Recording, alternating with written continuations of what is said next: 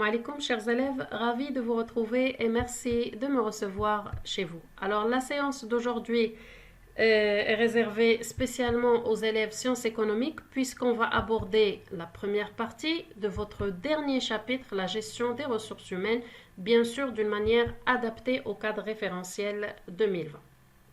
Donc, je vous présente le contenu ou le plan sur lequel on va travailler.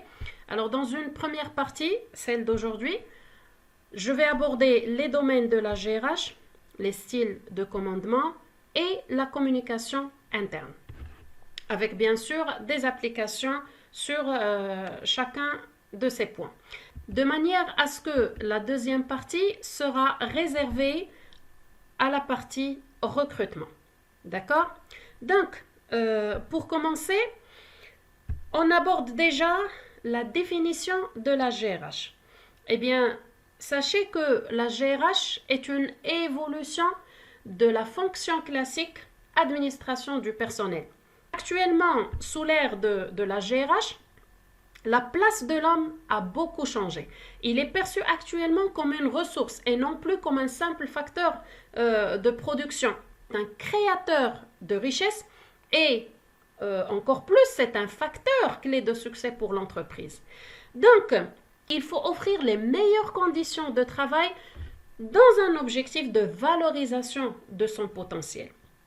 La GRH, elle a instauré une nouvelle vision, d'accord, رؤية جديدة, qui est basée sur la motivation du personnel, donc تحفيز, la fidélisation, الوفاء ديال الموظفين, leur initiative, روح المبادرة, et leur implication, donc المشاركة ديال les collaborateurs dans les objectifs stratégiques de l'entreprise. Ce qui veut dire, si je veux conclure, on peut considérer la GRH comme une fonction au service de la stratégie globale de l'entreprise. Les domaines que la GRH, bien sûr, a instaurés au sein des entreprises sont multiples. On peut les récapituler, à commencer par la gestion du personnel. On ne parle plus d'administration de personnel, mais de gestion de personnel. Alors, cette gestion de personnel, elle englobe déjà l'opération de recrutement, d'accord, عملية تشغيل, et la gestion de carrière, تدبير المسار المهني أو المسيرة المهنية للموظفين, y compris ce qu'on appelle également la promotion interne, اللي هي الترقية الداخلية, ce qui veut dire il faut permettre aux collaborateurs d'avancer dans les niveaux hiérarchiques au fur et à mesure, bien sûr, de leur travail. Deuxième domaine, c'est donc les relations sociales, et là l'entreprise va chercher à mobiliser les hommes, à mobiliser ses collaborateurs en instaurant un dialogue social, d'accord, continu, واحد الحوار اجتماعي متواصل, qui est source de climat social et de motivation, bien sûr, de tous les collaborateurs. Remarquez qu'on parle de collaborateurs et non plus d'employés. Et c'est déjà une valorisation. Alors, si je vous dis, vous êtes employé chez moi, ce qui veut dire راك خدام عندي. Mais le moment où je vais vous dire, vous êtes mon collaborateur, alors هنا ما خدامش عندي. ما بقيتيش خدام عندي, راك وليتي خدام معايا. Tu es en collaboration معايا. Et c'est déjà une valorisation pour ses collaborateurs et une évolution de la place, donc المكانة ديال الموظفين داخل المقاولة. Alors on poursuit avec le domaine de la communication. Dans ce sens, l'entreprise cherche à devenir un espace d'échange en faisant circuler l'information. C'est donc واحد التواصل مستمر ما بين الإدارة والموظفين. Le domaine suivant, c'est donc la motivation du personnel. Et à ce niveau, l'entreprise va puiser dans tous les types de motivation possibles, que ce soit financière, à travers la rémunération, donc le salaire, les primes et tout, ainsi que les motivations psychologiques et relationnelles. Pour ce qui est du domaine de la formation, dans ce cas, l'entreprise va essayer d'améliorer les compétences et les qualifications de ses collaborateurs, qui va permettre par la suite une amélioration de sa propre productivité. Et on termine par le domaine de la rémunération, qui n'est que la politique salariale, qui est vue autrement par la GRH. Alors maintenant, on passe directement au style de commandement. Donc, lorsqu'on parle de style de commandement, on évoque le contexte relationnel au sein de l'entreprise. On évoque également le style de gestion et de management de l'entreprise et plus précisément l'esprit du manager lui-même, c'est-à-dire la mentalité du directeur et son attitude, son comportement vis-à-vis de ses collaborateurs.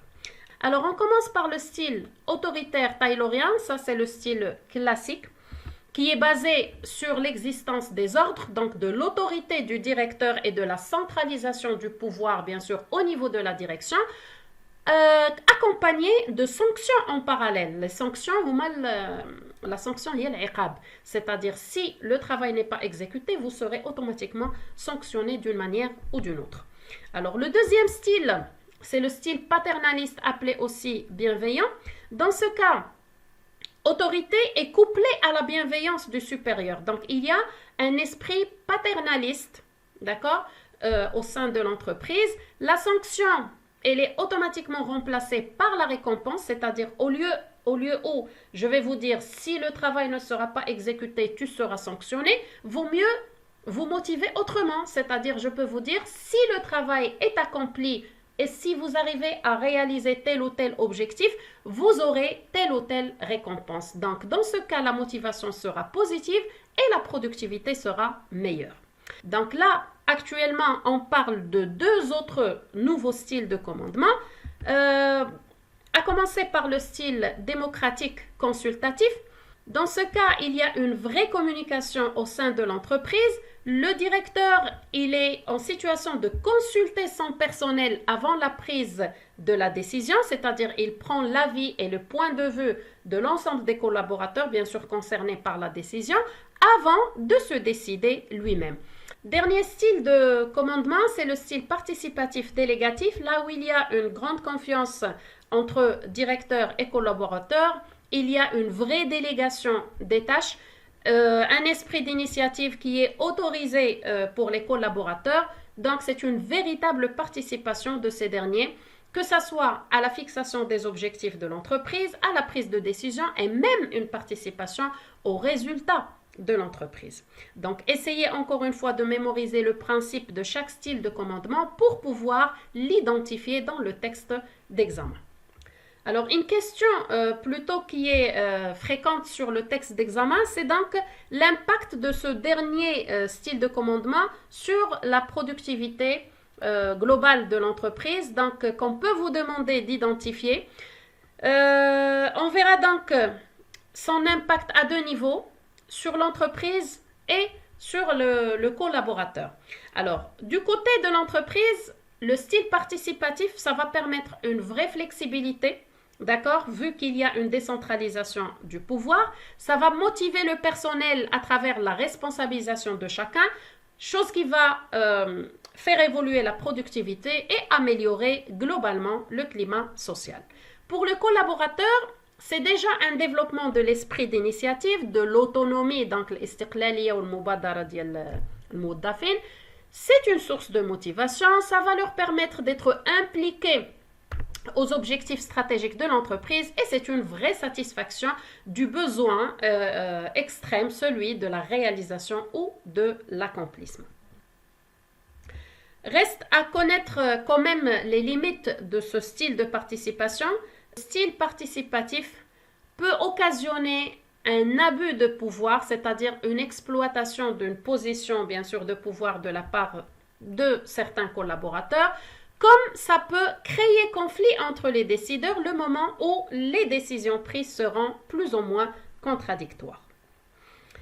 Donc, on passe directement au domaine communication, qu'on appelle communication interne, donc tawasul dakhili, va jouer un double rôle au sein de l'entreprise. D'abord, un rôle informatif. Pourquoi? Parce que ça va permettre de faire circuler l'information au sein de l'entreprise, chose qui va assurer un véritable échange. Et lorsque je parle d'informations, donc ce sont des informations qui se rapportent au fonctionnement de l'entreprise, à ses activités, à ses objectifs et même aux résultats, bien sûr, réalisés. Ce rôle informatif doit permettre de réaliser un deuxième rôle social. Et cette fois-ci, l'entreprise cherche à créer un bon climat social permettant bien sûr de favoriser la motivation des collaborateurs. Donc, تحفيز ديال les collaborateurs, leur adhésion, الانخراط ديالهم في الأهداف ديال المقاولة et leur fidélisation vis-à-vis de cette entreprise. Donc, الوفاء ديالهم المقاولة اللي راهم خدامين فيها. Donc, cette communication, bien sûr, pour l'instaurer, l'entreprise dispose de plusieurs moyens de communication, à commencer par tout ce qui est écrit, donc les notes de service, المذكرات يعني الداخلية. Les boîtes à idées, ce sont des boîtes à suggestions, c'est-à-dire بحال الصناديق كيكونوا في وسط l'entreprise, et que chaque collaborateur, s'il a une suggestion ou une réclamation, il peut l'écrire, que ça soit en son nom ou là d'une manière anonyme, يعني بلا ما يذكر الاسم ديالو, وكيديرها في ديك la boîte à idées. Ou bien sûr qu'il y a toute une équipe qui est mobilisée pour le traitement des suggestions des collaborateurs. Alors, il y a aussi ce qu'on appelle le journal d'entreprise, هي جريدة ديال المقاولة اللي كتكون يعني سواء أسبوعية سواء شهرية, donc tout dépend de l'organisation interne de l'entreprise. On peut évoquer les réunions, d'accord, avec un contact direct. On peut évoquer les séminaires qui sont bien sûr des périodes de formation là où il y a une rencontre entre collaborateurs et un vrai échange. Et on évoque aussi la visioconférence, c'est donc des réunions à distance. Les moyens en ligne, on peut déjà citer les réseaux sociaux. Deuxièmement, les newsletters, c'est-à-dire les emails qu'on peut adresser bien sûr aux collaborateurs. Et finalement, ce qu'on appelle l'intranet. L'intranet, c'est un réseau bien sûr privé, c'est l'exemple de Massar. C'est un réseau privé du ministère de l'Éducation nationale. Pour l'intégrer, normalement, les utilisateurs doivent avoir besoin d'un identifiant et d'un mot de passe. Donc là, la liste n'est pas exhaustive, c'est-à-dire qu'il peut y avoir d'autres moyens que vous pouvez rencontrer sur le texte d'examen, qui peuvent être parfois spécifiques à telle ou telle entreprise, mais l'essentiel, essayez déjà de garder en tête ce qu'on vient de citer là-dessus. Alors, on termine cette première partie par la question sur les instances de représentation. هما هيئات تمثيل الموظفين. Et à ce niveau, on évoque 3 instances de représentation.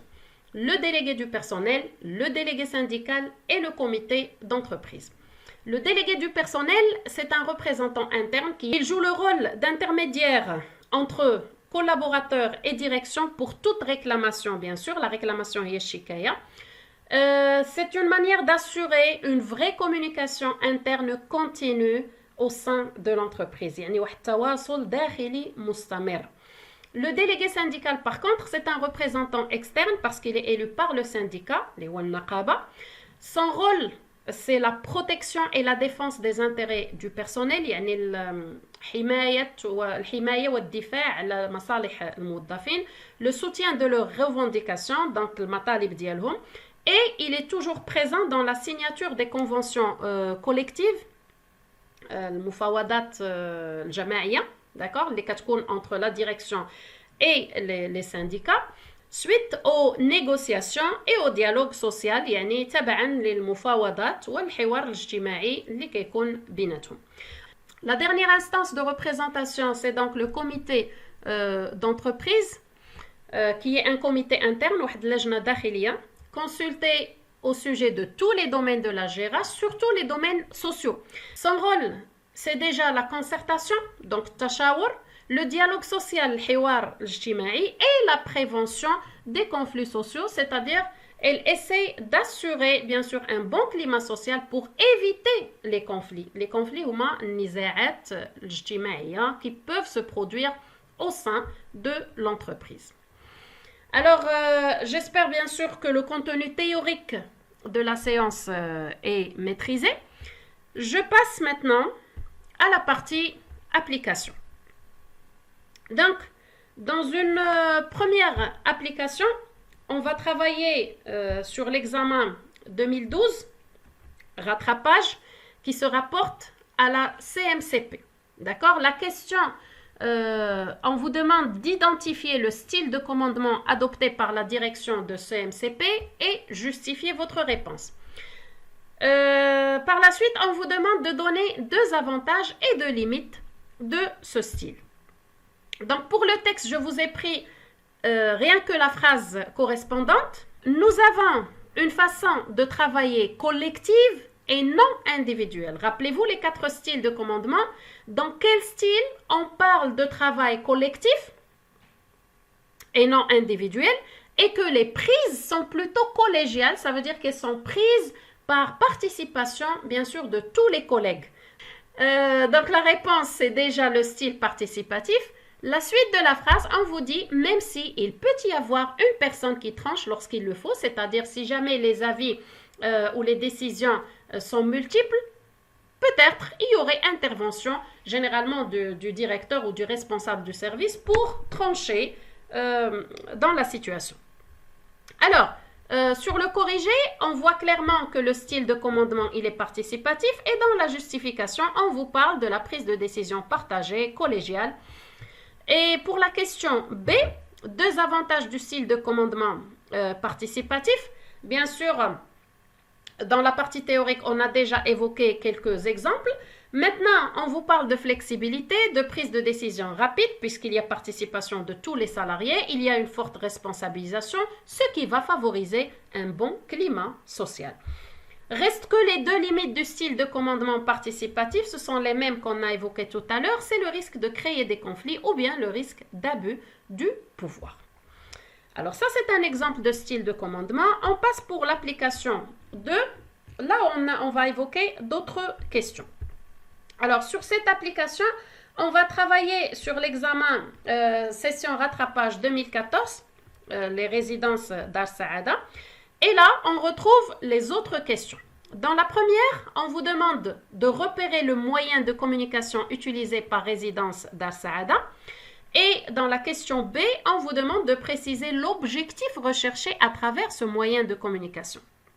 Ceci dit, la deuxième question, on vous demande de caractériser le style de commandement, c'est-à-dire tout simplement nommer le style de commandement adopté par le directeur général de résidence Dar Saada et, encore une fois, justifier votre réponse.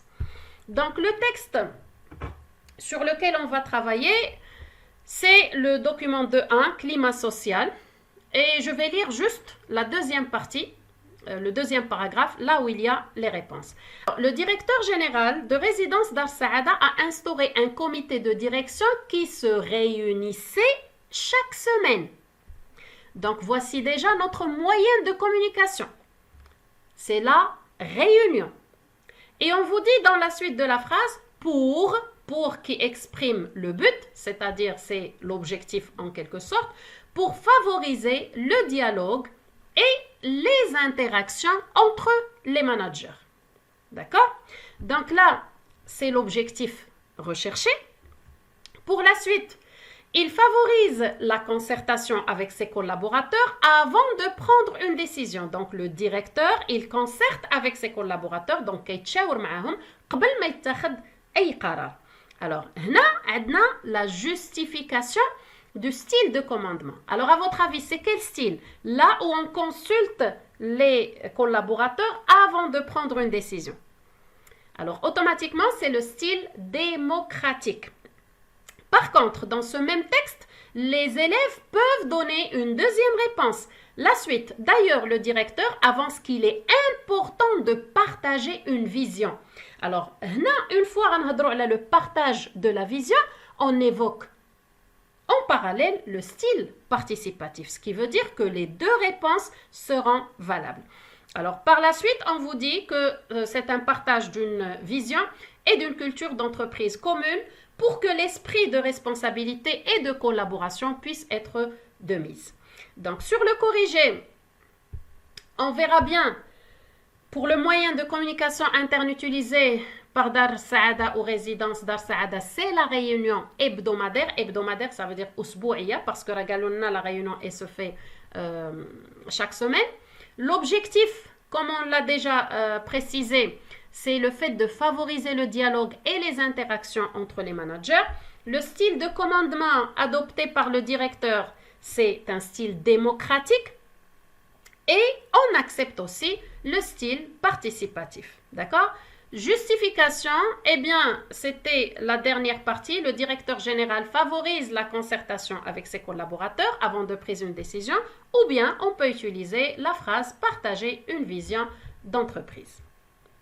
Alors, pour voir d'autres exemples de questions sur cette partie, on va aborder une troisième application. Et cette fois-ci, ça sera autour de l'examen 2018 rattrapage concernant la CIH. 3 questions. 1. Préciser les domaines de la GRH mis en œuvre par CIH Bank. 2. Relever le moyen de communication interne utilisé par CIH Bank et montrer l'intérêt du système d'information pour la banque. 3. Relever l'instance de représentation du personnel de CIH Bank et dégager son rôle dans le maintien d'un climat social favorable. Donc, le texte, c'est vrai qu'on ne va pas travailler sur l'ensemble des textes, mais je vous ai fait une prise ou une capture écran de l'ensemble des textes. Eh bien, pourquoi? Rappelez-vous que la première question, c'est une question sur les domaines de la GRH, bien sûr, adoptés ou appliqués par CIH Bank. Alors maintenant, même si vous n'avez pas étudié tous les domaines, bien sûr, dans le chapitre global, ça n'empêche qu'ils sont très apparents déjà dans les titres de documents, chose qui va vous faciliter la tâche. Donc, premier domaine, c'est déjà information et communication, ça sous-entend tout simplement le domaine communication. 2, dialogue social, et donc là, c'est le domaine relations sociales. Alors, document 2.3, il parle de la formation, et ça, c'est le troisième domaine. Document 2.4, évolution de l'effectif. Une fois on vous parle de l'effectif du personnel, automatiquement, c'est le domaine recrutement. Et on termine par développement des ressources humaines. Et là, on parle toujours d'une politique de redéploiement, de recrutement, et ainsi de suite. Donc, c'est le domaine gestion du personnel. Alors, remarquez ici qu'il y a au cours du dernier document, on parle de rémunération. D'accord? Donc ça, c'est un autre domaine. Alors déjà, ce que j'aimerais vous faire comprendre maintenant, c'est que vous pouvez identifier déjà les domaines de la GRH à travers les sous-titres des documents. Ça n'empêche qu'il y a parfois d'autres domaines qui sont évoqués à l'intérieur d'un document et qui ne figurent pas sur les sous-titres. D'accord? Donc faites attention. Essayez d'abord de récapituler sur les sous-titres des documents et puis si vous rencontrez un autre domaine à l'intérieur du texte, vous pouvez l'inclure dans votre réponse. Donc maintenant, pour la deuxième question. Document 2.1. Information et communication. Donc là, on cherche le moyen de communication et bien sûr par la suite l'intérêt, l'instance de représentation et le rôle. Alors la gestion des ressources humaines au sein de la CIH Bank est assurée à l'aide d'un système d'information qui couvre l'ensemble des volets administratif, rémunération, recrutement, social, formation et gestion de compétences. Remarquez que là vous avez encore une fois un détail des différents domaines. Alors, ce système est ouvert aux collaborateurs et aux managers à travers la mise en place de l'espace RH. L'espace RH, c'est donc un espace sur le site officiel de la CIH Bank. Donc là, voici déjà le moyen de communication. Rappelez-vous, tout à l'heure, on a évoqué pas mal de moyens de communication et je vous ai précisé que peut-être dans certains documents, vous trouverez un moyen qui est spécifique à l'entreprise en question. D'accord? Donc là, pour la CIH, elle a instauré un espace RH sur son site qui constitue, comme on l'a dit, un système ouvert aux collaborateurs et aux managers. Donc c'est là qu'ils se retrouvent dans un espace d'échange. Alors le collaborateur consulte et suit sa situation administrative et soumet ses demandes à sa hiérarchie. Le manager gère son équipe et statue sur les demandes des collaborateurs. Donc ça, c'est l'intérêt de cet espace, l'intérêt de ce moyen de communication. Alors pour le document de 2, dialogue social. Dans un objectif de mise Pardon. Dans un objectif de mise en conformité avec le Code du travail, la banque a adhéré à la mise en place effective du comité d'entreprise. Alors, ça vous rappelle quelque chose. Un comité d'entreprise, c'est quoi? Là, c'est déjà l'instance, c'est le comité d'entreprise. Alors, la suite, on a mis en place un comité d'entreprise en tant que quoi? En tant qu'un espace de dialogue, d'échange et de concertation, de participation des différentes parties prenantes, et ce pour plus de démocratie sociale. De même, et dans un esprit de développer le sens de prévention des risques professionnels et de sécurité au sein de l'entreprise. Le comité de sécurité et d'hygiène a été instauré. Donc voilà le rôle de l'instance de représentation. Pour le corriger, voyez-vous que pour les domaines, on a évoqué la communication interne, les relations sociales, gestion de personnel, formation, rémunération. Pour le moyen de communication utilisé par CIH Bank, c'est l'espace RH. L'intérêt, c'est donc que le système favorise les échanges entre les collaborateurs et leurs managers et assure un suivi régulier et immédiat des besoins des collaborateurs. Donc, c'était dans le premier paragraphe. Pour la question 3, l'instance de représentation, c'est le comité d'entreprise. L'intérêt, donc on a repris la récapitulation du deuxième paragraphe. Le comité représente un espace de dialogue social, de communication, de concertation et ainsi de suite. Donc c'est en quelque sorte la récap, comme j'ai dit, du deuxième paragraphe. Donc quatrième et dernière application, on va la travailler sur l'examen 2017, rattrapage, celui d'Outsourcia. On vous demande dans une première question, relever les domaines de la GRH mise en œuvre par Outsourcia, préciser 2 moyens de communication interne et relever un rôle informatif et un rôle social de la communication interne. Alors, le document global, je vous le présente en entier. Pourquoi? Pour déterminer les domaines. Alors, remarquez que les sous-titres vont vous servir énormément. Ils vous seront d'un grand secours. Et donc, premier domaine, c'est la communication interne. Le deuxième domaine, on parle de recrutement, d'intégration. Donc, c'est la gestion du personnel. Troisième domaine, c'est la formation. Le quatrième, c'est la gestion de carrière qui peut intégrer le domaine de la gestion du personnel avec la partie recrutement. Alors, pour répondre aux questions suivantes, donc les moyens de communication et les 2 rôles informatif et social, on va lire le document de 1, mais je vais vous le présenter un peu plus clair. Donc là, le texte vous dit, la communication interne à Outsourcia vise le partage de l'information à tous les niveaux. Alors, lorsqu'on vous dit partager l'information à tous les niveaux, c'est quel rôle ici? Alors, logiquement, c'est le rôle informatif. Alors, je continue. Comme ça, on va travailler au fur et à mesure. En effet, une newsletter est distribuée aux collaborateurs mensuellement. Rappelez-vous, la newsletter, c'est un moyen de communication. Voilà donc le premier. Et donc, une page Facebook est enrichie et mise à jour de façon quotidienne. Voilà donc le deuxième moyen. On vous dit aussi des réunions sont organisées mensuellement. Voici le troisième moyen de communication. La suite de la phrase pour maintenir le lien entre les salariés et le top management. Donc maintenir un lien entre l'encadrement et les salariés, c'est toujours dans le cadre du rôle informatif. Par la suite, dans le deuxième paragraphe, on vous parle d'une animation sociale.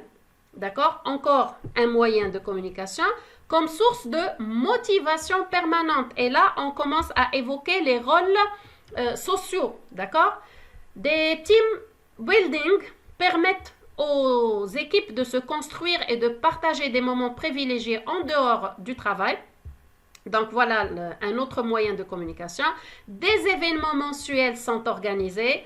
Encore un moyen pour maintenir une cohésion des équipes, donc pour maintenir une cohérence et un bon climat social autour d'un même thème, journée de la femme, journée de la terre, etc. Donc tout dépend de la thématique étudiée. Donc voilà, dans la question, on vous demande uniquement 2 moyens, c'est-à-dire vous pouvez choisir ceux que vous préférez. Alors sur le corrigé, vous remarquez que pour les domaines, on a parlé de communication interne, gestion personnelle, dans laquelle on a précisé recrutement et gestion de carrière et formation. Pour les deux moyens de communication, comme je vous avais dit, vous pouvez choisir ceux que vous préférez. Donc là, on a évoqué la newsletter, la page Facebook, les réunions, les team building. Et dans le notez bien, il faut retenir juste deux moyens de communication parce que c'est tout ce qui est demandé. Pour le rôle informatif, partager l'information à tous les niveaux, maintenir le lien entre les salariés et le top management. Et pour le rôle social, maintenir la cohésion des équipes et la motivation permanente, bien sûr, des collaborateurs. Donc voilà, j'espère quand même que le contenu de cette première partie de la GRH vous a été bénéfique. Soyez au rendez-vous pour la suite. La deuxième partie sera réservée au recrutement ainsi qu'à différents extraits d'examen pour vous faciliter la compréhension. D'ici là, دمتم في رعاية الله وإلى اللقاء.